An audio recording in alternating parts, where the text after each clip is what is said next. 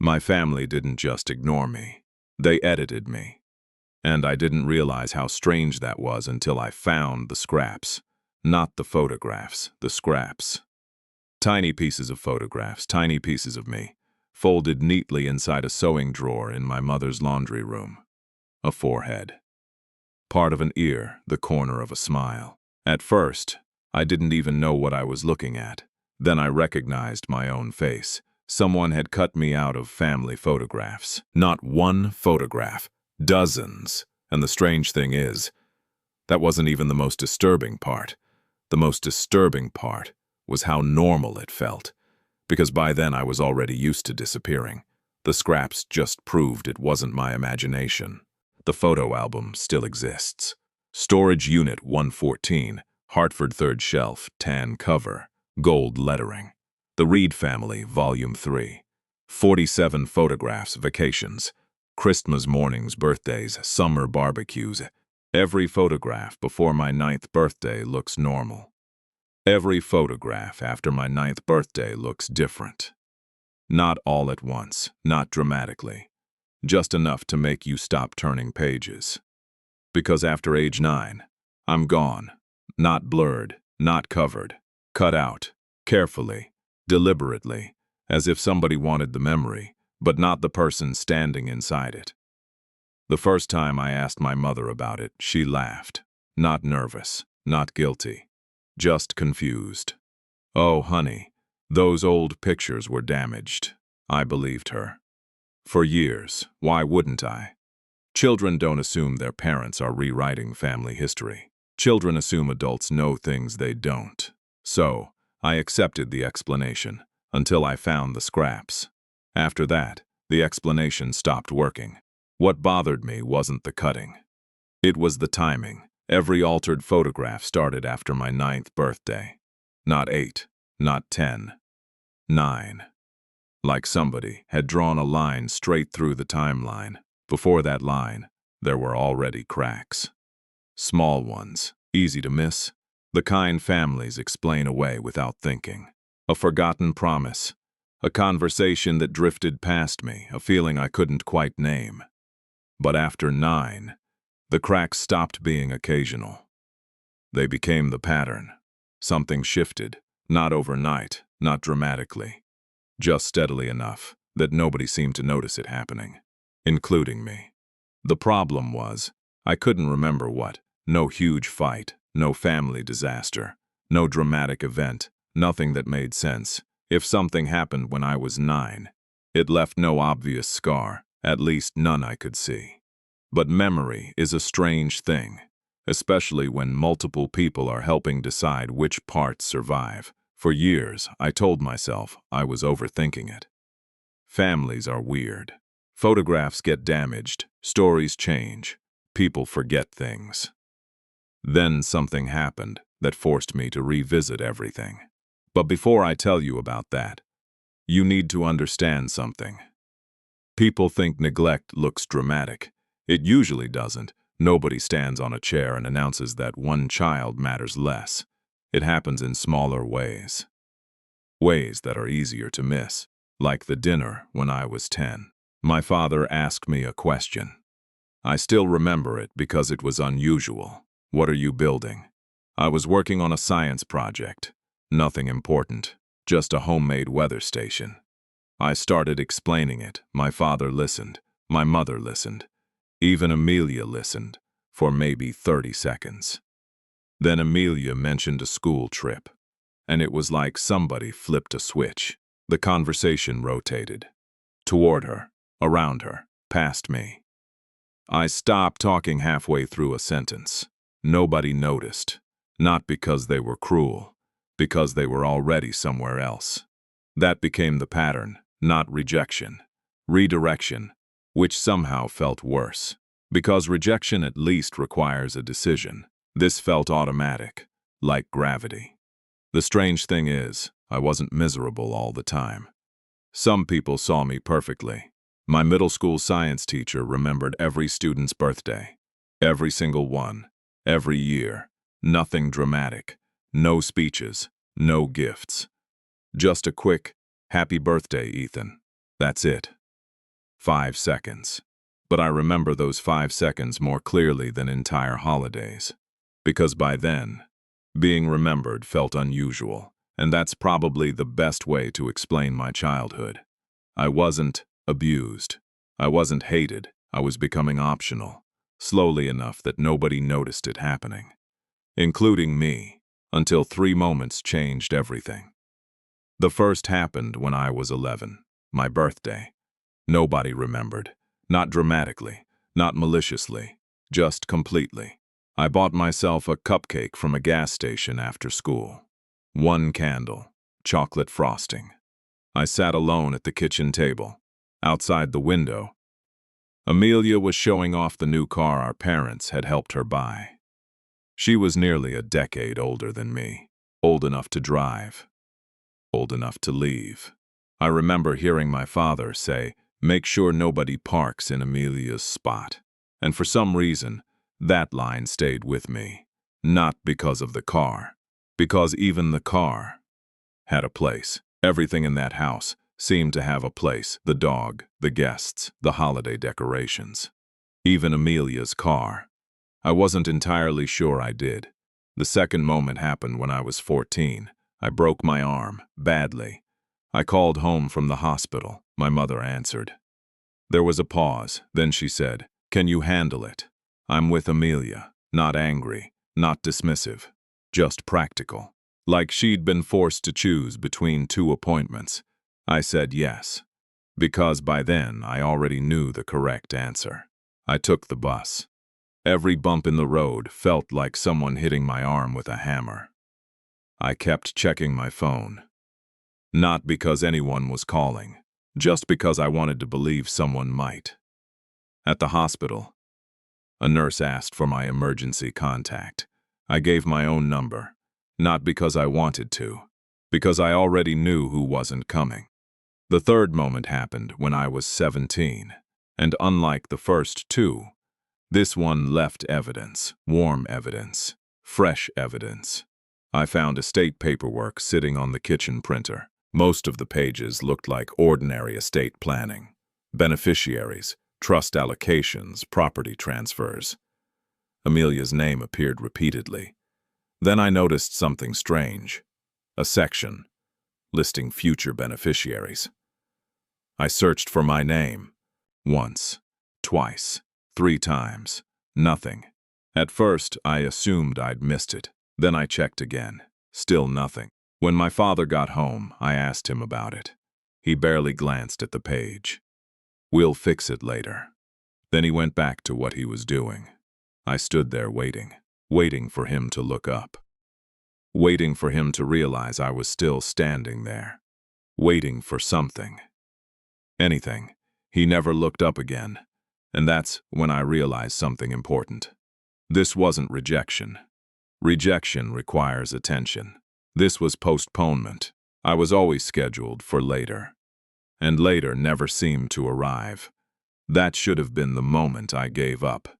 But it wasn't, because a week before I found those documents, I overheard a conversation I still think about today. A conversation that would become much more important years later. I came home early from school. My parents didn't know.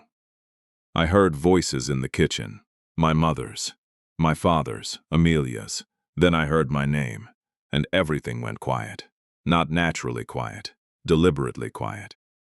The kind of silence people create because they suddenly realize somebody shouldn't hear the next sentence. Then my mother said something. A single sentence. One sentence that would follow me for the next decade. We agreed not to keep doing this. Silence. Then my father sighed. I know. A chair moved. The conversation changed. And that was it. No explanation. No context. Nothing. For years I told myself it meant nothing. Families have private conversations. People say strange things. Memory fills in gaps. Life moves on. But years later, when a private investigator started pulling at loose threads, that sentence came back. And suddenly, it didn't sound harmless anymore, because by then, I had started asking a very different question. Not, why did my family ignore me? Not even. Why was I cut out of those photographs? The real question was, what happened when I was 9 years old?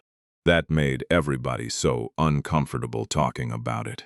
For a long time, I thought my family simply loved Amelia more. It was the easiest explanation, the cleanest one. And like most easy explanations, it was wrong. Or at least incomplete. Because the older I got, the harder it became to ignore something strange. Nobody seemed to hate me. Nobody even seemed particularly disappointed in me. It was almost worse than that. They acted like my future had already been decided. I just hadn't been informed. My father had a phrase he used constantly. Amelia dreams. Ethan handles things. He said it so often that eventually nobody reacted to it. Not my mother, not Amelia, not even me. The first 100 times I heard it, I assumed it was a compliment. The next 100 times, I wasn't so sure, because Amelia's dreams always came with funding. Private schools, summer programs, international trips, networking events. The future arrived for her before she asked for it. Meanwhile, I was the practical one, the reliable one, the one expected to figure things out. At first, I thought that meant they believed in me. Then I realized it mostly meant they expected less support. One afternoon, I asked my father a simple question. Why can't I go to private school too? He didn't answer. Not immediately. He checked his watch. Then he said, Amelia needs connections. I waited. That was the entire answer. Eventually, I asked, what do I need? He looked genuinely confused, as if the question itself didn't make sense. You're practical. There was that word again. Practical. Not ambitious. Not intelligent. Not creative. Practical, like someone describing a wrench. I remember lying awake that night thinking about it, because something felt off. Not unfair. Off. Like everybody else had received instructions I never got. Years later, I would realize that feeling had a name. It was called being assigned a role. And roles are dangerous, because once people accept them, they stop looking for evidence that contradicts them. The strange part is, my father wasn't entirely consistent. That's what made everything harder to understand. A truly cruel parent is easier to process. At least the pattern is clear. My father wasn't clear. One Christmas morning, I found an engineering book on my desk. No note, no explanation, just sitting there. 300 pages. Advanced Mechanical Systems. The kind of book nobody buys by accident. I remember carrying it downstairs. Did you get me this? My father nodded. For years that book bothered me, because it didn't fit. It proved my father saw me, at least sometimes. He knew what interested me. He knew what I was good at. The problem wasn't that he never noticed me. The problem was that whenever he did, the moment never seemed to last. It was like watching a light switch flicker on and off. Just long enough to prove the room wasn't dark by accident. Then went back to helping Amelia assemble something she'd received. That was the entire conversation. But I read that book cover to cover. Not because I loved engineering, because for the first time in months, it felt like somebody had noticed what interested me. The problem was, nothing came after. No questions, no encouragement, no follow-up. Just one brief moment of recognition. Then the old pattern returned. Years later, I started wondering whether that book mattered more than I realized. Not because of what it taught me, because of what it suggested. Maybe my father saw me, sometimes. Maybe he just didn't know what to do with what he saw. And somehow, that possibility hurt more around that same time. Another strange thing happened. Amelia said something, a single sentence. One of those comments that sounds meaningless when you hear it, then grows larger every year afterward. We were driving home from school. Our mother had stopped for groceries. Amelia was staring out the window, not looking at me, not really talking to me, just thinking out loud. Then she said, "You always seemed like the one who'd leave first." I laughed. Leave where? She shrugged. I don't know. Then she frowned. Like she was trying to remember why she'd said it. For a second she looked genuinely puzzled, not like she was expressing an opinion, like she was repeating something she'd heard a long time ago.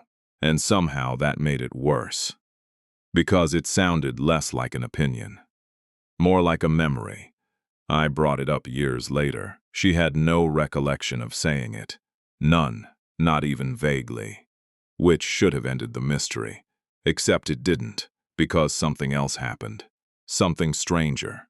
The older we got, the more I noticed Amelia reacting oddly whenever people gave her credit for things she hadn't done. The accounting system was the first example. My father's business suffered a catastrophic computer failure. Invoices, records, customer information, everything gone. I spent an entire weekend rebuilding it, hour after hour.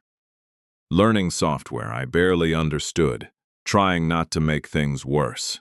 When we finally recovered the files, my father looked exhausted. Then he put his hand on my shoulder. I don't know what I would have done without you. I remember that sentence because it was rare. Not impossible, rare. For days I replayed it. A year later, the story changed. At Thanksgiving, my father told relatives about the disaster. Only now Amelia was the hero. According to him, she'd saved the company. Everyone nodded. Everyone smiled. Everyone accepted it immediately. Then something happened I never expected. Amelia interrupted. Wait. The room went quiet. She looked genuinely confused. I wasn't even there. Nobody answered. For a moment, the truth had an opening, a clear path back into the room. Then my mother laughed. Oh, you're both remembering different parts. Everyone relaxed. Conversation resumed. And the opening closed, just like that. The story survived not because Amelia wanted it to, because nobody wanted to stop the conversation long enough to examine it. The more these stories shifted, the more those photographs bothered me. At first, I'd assumed somebody altered the pictures.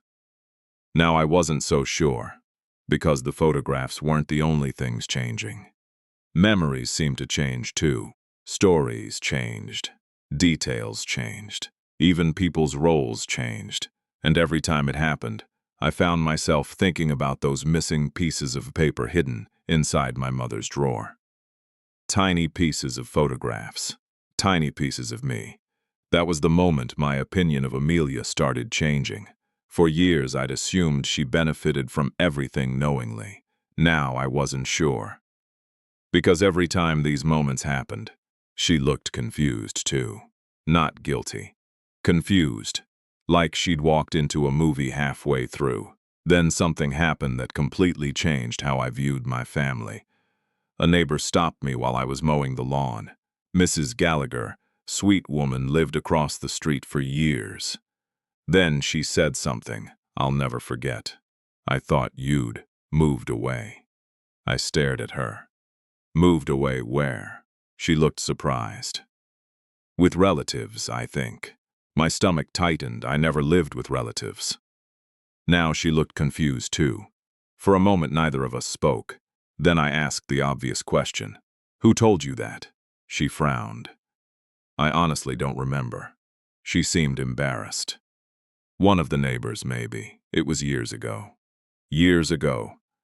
Not recently. Not a misunderstanding from last week. An entire version of my life had somehow circulated through the neighborhood, a version that never happened. And nobody had ever told me about it. That was the first moment I seriously considered a possibility I'd spent years avoiding. What if this wasn't neglect? What if something happened when I was 9, and everyone adapted to it differently? Because suddenly those photographs looked different. The estate documents looked different. Even the Thanksgiving video looked different. And for the first time, I stopped asking whether I had been forgotten. I started asking who was telling the story when I wasn't there. Because somebody was, and whoever it was seemed to be getting more influence every year. At the time, I still thought I was dealing with bad memory, family stories, miscommunication. The kind of thing people laugh about at reunions. I was wrong. Years later, when I hired a private investigator, I expected him to tell me exactly that.